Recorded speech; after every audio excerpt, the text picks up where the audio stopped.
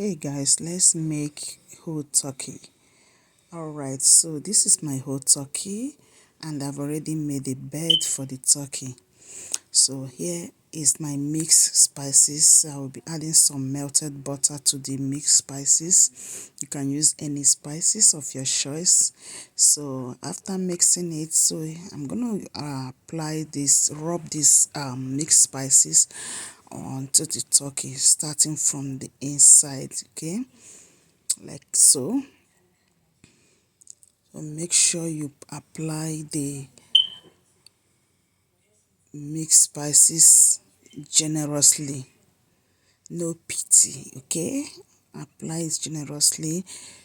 Pull the skin and the breast sides gently and make sure you put enough of the marinade inside, okay.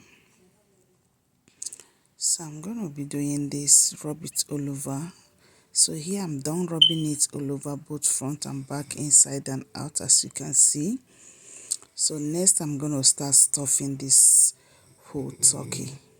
So here are the vegetables I'm gonna use to stuff the turkey. So first I just put in some bay leaves. I put in some parsley leaves, some thyme, rosemary and sage herbs, okay. Then I use some garlic cloves, so, yeah, some cloves of garlic, some onion, carrots, jalapeno pepper and green bell pepper, and I added there's what do you call it, celery stalk also. Okay, so I'm done here. So after that I just have to tie the legs together and I'll be covering this, and I'm going to cover it now with some plastic wrap and foil. Then I'm going to place it in my refrigerator and allow it to marinate for 24 hours. So after 24 hours, this is the next day, we start baking it.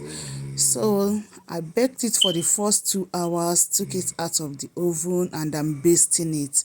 So after basting, I took it back and baked it for another 4.5 hours, and after that, as you can see, the turkey is ready, looking juicy.